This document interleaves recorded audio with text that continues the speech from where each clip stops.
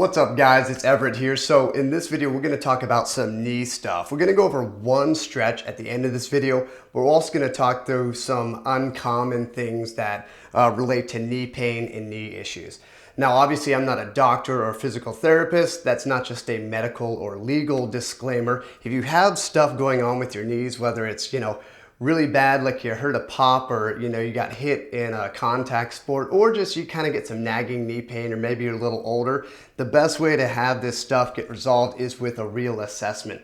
So I'm a mobility specialist, so I actually do hands-on assessments for people who aren't in chronic pain. If you're in chronic pain, you need to go to a doctor. So whether it's like a manual therapist, a chiropractor, a physical therapist, or even a hospital to get a scan done, pick what you need to get done based on you. But we're gonna walk through some of the stuff that I check over for myself. So up first, kneecap CARs. So the system that I work within, the functional range system, we do controlled articular rotations. If you have my hip mobility course, you'll know about CARs for your hips. We're gonna go through them for your kneecap. So your kneecap, your patella, you have your quads that go into the quadricep tendon, and then to the patella itself, and then you have the patella tendon down here. So what we're gonna do, and this is completely safe, is you're gonna take your thumbs and you'll just push side to side on the kneecap. So a lot of people get a little freaked out. They think it's weird, it's gross. Your kneecap moves all the time. Typically it just moves when you're walking and you're not thinking about it. So this is a really common practice to do when someone's had like an ACL surgery, because you'll get some disorganized tissue, you can call it scar tissue, just kind of built up, and it's going to restrict that movement. So we're just going to really easily push side to side. And then what we're going to do is we're going to go up and down. Again, you might get a little bit of crunchy, a little bit of restriction. Don't force anything, just kind of move through it gently. And if you do this every day for a few minutes, this will get better. You'll get more motion. And again, you're never going to walk in a perfectly straight line, and I'm actually going to get into the rotation of the knee in a second, but this kneecap needs to slide and glide in all sorts of different directions. If it doesn't, you're going to run into problems. So after up and down, we're going to go corner to corner, so like top left to bottom right, a couple reps back and forth, and then the exact opposite, bottom left, top right. All right, and then after that, then we'll do circles. So big clockwise circles, nice and easy, nice and slow, and then counterclockwise. And if you hit a spot that really just doesn't seem like it wants to move there, you can just push in that direction and like hold for a count of 10 or 15, okay? Now, when you move over to the second side, you'll most likely feel a difference. So my left leg, I'm right-handed, it's a little bit internally rotated, and I can immediately feel it's set up more on the inside of my knee, my patella that is, and so it's more restricted when I try to push outside or laterally. So again, I would just hang out there for like 10-15 seconds, but I'm gonna go side to side, up and down, and again, it tracks a little off. It doesn't go perfectly up and down. It's kind of pulled inside the body when I go up and down, corner to corner, and then other corner to corner, and then finally our circles clockwise and counterclockwise. So again, the patella needs to move. Underneath the patella, you have what's called Hoffa's pad, or the infrapatellar fat pad. So it's like cushioning right here. So you can actually have patellar tendonitis, which is pretty common if you've ever done running a lot. Runner's knee, that's really common to mix those terms up and just call it patellar tendonitis, but it could actually be the fat pad impingement. So again, we're just trying to do a little self-mobilization and get everything moving there, all right? So after this, we'll hop into the actual knee itself, and the rotation of the knee is very important. It's something a lot of people tend to miss. They think their knee just bends. It actually internally and externally rotates this. So I've mentioned this in some of my other videos when we're doing something that involves the rotation of the knee. I want to mention it, but we'll focus on it here. So as you straighten your knee, you actually externally rotate the tibia on the femur. And if you don't have that capacity to rotate, especially if you've had a bad knee injury and then you got put in a brace, you've lost that capacity, and it's vital for knee health. In fact, when you go into full extension, there's a little bit of like screwing and locking in mechanism that happens to keep your knee protected. Obviously, you don't want to be locked out like this and be able to rotate your knee a lot. So if you focus just on my kneecap right here, I've got the top of my tibia right here, and you can see I can internally and externally rotate. I'm not moving my entire leg. I'm just moving the lower leg, and it's articulating with this top thigh bone, the femur. This is very, very important, okay? So we're gonna go over a couple simple stretches that will help develop a little bit of more internal and external rotation to keep this knee healthier real quick. All right, so we're in the 90-90 position. Now you can also do this in pigeon pose like this if you have the flexibility. The idea of this stretch, typically people use it for like hip stretching, or maybe it's just a yoga pose that you sit in. We're trying to use stretching with a lot of intent. So we're gonna load up in this position specifically to get internal rotation. So internal rotation would be moving the line of my shin and my toes up towards me. So say I was doing my internal rotation earlier and I really couldn't internally rotate the tibia. What I do here is I get set up in the 90-90 and I might actually break this leg down or sit on a yoga block. And I'm going to actually be leaning my body over, trying to get pressure in my foot. And you can see where this is going. The floor is blocking my leg, but I'm rotating my entire body over the shin to get internal rotation. So it's gonna be a small amount of a stretch. It's not gonna feel like a hamstring stretch, but just being in this position, and especially having the toes pulled up where I almost make like a lever to rotate up like this, is gonna give me a little bit of shin stretch and again, cultivate more internal rotation. You can also play around with doing like a perfect 90-degree position and almost like trying to put the torso outside the body like that. As long as you're feeling pressure in like the little toe, the outside of the foot and the shin, you're probably getting some sort of internal rotation, shin stretch, just like this. So just playing around and trying to isolate and move the shin, building up rotation and the control to do that. And then say you can't internally rotate much at all, spending some time in the 90-90 or the pigeon pose, but really focusing on trying to, again, force the body to rotate that knee will help out a lot.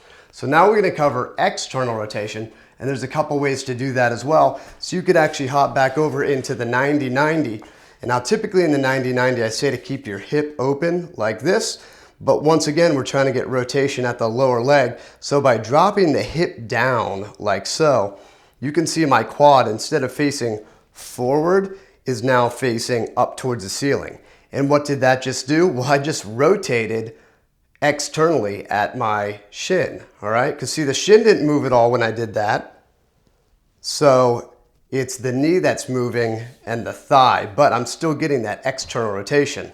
Relative to my thigh, you can see my toes are still pointing forward, which is the same thing that happens if I was here and I just rotated my shin out like that. So again, that's a good way you can get a little external rotation stretch at the knee.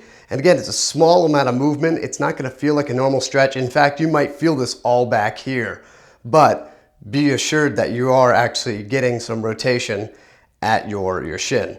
So the final way you can do this, this is probably my favorite for external rotation, is the frog stretch. It's like a modified split stretch, and you need to go really easy here. Definitely have some pads underneath your knees. So we're just gonna throw our knees out like this, and the external rotation comes, I would get a groin stretch. So let me back up just by doing that. That's a pretty big groin stretch, especially for a guy. So if I drop my heels down like that, once again, my thighs didn't change, my hips didn't change, but I'm rotating my shins so that they're facing outside the body, and the insides of the feet, the heel, the big toe are on the ground. And again, sitting back like that, you can pull your feet in like this, you can send them out, and you'll get a more of a stretch sensation around the knees and the shins. But again, go into it really easy, and it's more about just spending time in those positions and then building up the neuromuscular connection to control that internal and external rotation. So these are things that you won't immediately say, oh, I don't have any internal rotation, so I blew out my knee. You know, it's something that you have to discover on your own, and then you could probably, especially if you're working with a doctor, be like, ooh, you had no internal rotation and you wouldn't try to play barefoot soccer in the grass after not doing so for 5 years. Yeah, that probably contributed to your ACL injury where you pivoted quickly and you just tore your ACL. So, patellar stuff, fat pad stuff, and internal and external rotation. Next, we're gonna cover a really famous stretch, but we're gonna load up with a lot of intent for just the quads themselves, because again, quads come down into the quadricep tendon and then to the patella. So if they're really tight, they might be pulling this guy up, or if maybe once one of the quads is tight, it's gonna pull it off track, and that can cause a lot of issues as well. So I'm gonna reset up the camera and we'll go over that. All right, so we're going to cover the couch stretch for the quads, and you'll need a yoga block or just something to help you get off the ground. You can really use anything. It's called the couch stretch because typically the position you'd be in, your back leg would be on a couch, but the wall works just good enough. So we're gonna load up with the ball of the foot on the wall. You can point your toes and have the top of the foot. That'll get you a shin stretch, which can be good for a lot of people. That's a little too extreme. And again, we're focusing on the quads here. So the knee will be about 6 to 8 inches away from the wall. Really make sure you have some padding for your kneecap.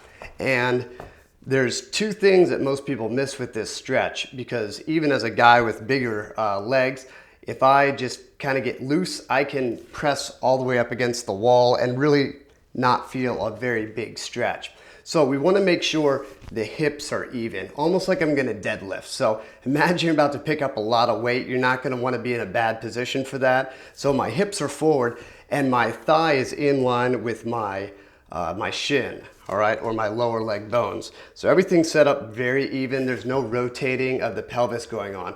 Now this is where the real stretch comes into play, and that is getting the hip completely open. So I'm opening the hip and I'm squeezing my glute on my left leg.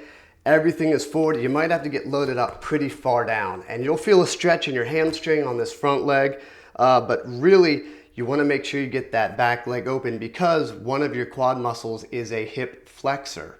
All right, so flexing is pulling the leg up in the air, kind of bending the hip like you'd be sitting at a chair. So we're trying to get that open. And now when most people try to increase this stretch by taking the glute to the heel, what ends up happening is they bend that hip and they arch the low back, and then they don't feel a stretch. So you need to keep everything open as you get off the ground, and that's where this guy comes into play. So if you have your yoga block here, you can keep that good position and then lean up out of that, and immediately I start feeling a stretch like mid-quad.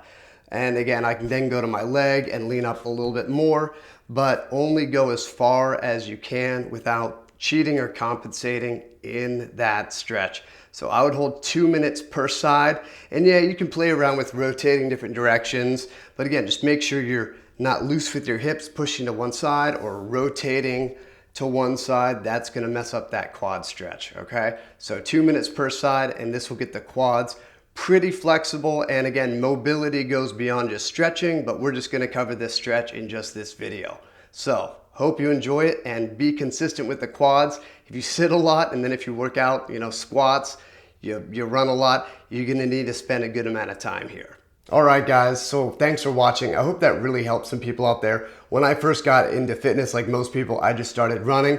I actually was training for a marathon and got through all the big runs I had planned. I was in my taper and we had a cold snap in the area I was living, and my knees just kind of locked up, mainly because of really tight quads and tight hips. So I know what it's like to, I didn't get to run that marathon actually because of that. Did all that training, couldn't do it. So that's kind of what kickstarted me into knowing all about health and fitness, and specifically mobility and the impact mobility has on training.